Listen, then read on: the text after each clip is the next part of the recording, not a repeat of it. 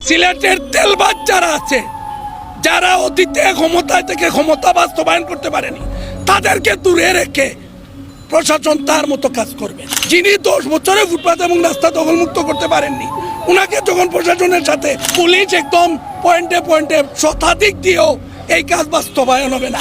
সিলেটে ফুটপাত এবং রাস্তা নিয়ে কোনো ধরনের টালবাহানা সহ্য করব না। প্রশাসনকে দুইটি কাজ করতে হবে। এক হচ্ছে তেলবাজদেরকে কাছ থেকে সরিয়ে দিতে হবে, আর দুই হচ্ছে জরিমানা করতে হবে। আমরা একজন লোককে দেখতে পাই যিনি বিগত 10 বছরেও ক্ষমতায় থেকে সিলেটের ফুটপাত এবং রাস্তা দখলমুক্ত করতে পারেননি। উনাকে যখন দেখেছি তখন আমরা বুঝেছি যে এই রাস্তা এবং ফুটপাত দখলমুক্ত হবে না। সোজা কথা আমাদের, কারণ যিনি 10 বছরে ফুটপাত এবং রাস্তা দখলমুক্ত করতে পারেননি, উনাকে যখন প্রশাসনের সাথে এবং প্রশাসনের প্রটোকল আমাদেরকে হতবাক করেছে। মিটিংয়ে বসে স্বয়ং এসপি ডিএমপির এসএমপির কমিশনার মহোদয় বারবার উনাকে ডাইরেক্টলি পদের জন্য পদ নিয়ে কথা বলছেন। উনি সাবেক, উনাকে যখন সামনে রেখে কথা বলা হয়, এর জন্য আমরা দুঃখ প্রকাশ করছি।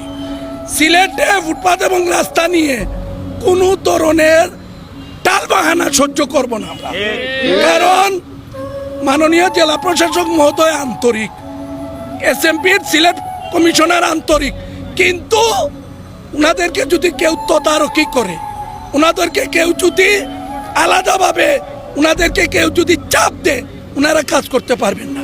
উনারা নিজেদের মতো যদি কাজ করেন, ইনশাল্লাহ ফুটপাত এবং রাস্তা দখলমুক্ত হবে। ফুটপাত রাস্তা দখলমুক্ত করতে হলে প্রশাসনকে দুইটি কাজ করতে হবে। এক হচ্ছে তেলবাজদেরকে কাছ থেকে সরিয়ে দিতে হবে, আর দুই হচ্ছে জরিমানা করতে হবে। কারণ জরিমানা ছাড়া আমাদের দেশে কোনো আইন বাস্তবায়ন সম্ভব নয়। এখন যদি বারবার উনারা পুলিশ একদম পয়েন্টে পয়েন্টে শতাধিক দিয়েও এই কাজ বাস্তবায়ন হবে না।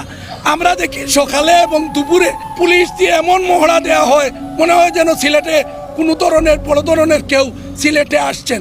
আমরা অনেকেই অনেক সময় মনে হয়, কারণ সিলেটের অনেক মানুষ মনেই করছেন এটা, যে মনে হয় উপদেষ্টাদের কেউ মনে হয় সিলেটে আসতেছেন। আমরা প্রশাসনের কাছে জোর দাবি জানাই, সিলেটের তেলবাজ যারা আছে, যারা অতীতে ক্ষমতায় থেকে ক্ষমতা বাস্তবায়ন করতে পারেনি, তাদেরকে দূরে রেখে প্রশাসন তার মতো কাজ করবেন, এটাই আমরা আশা করব।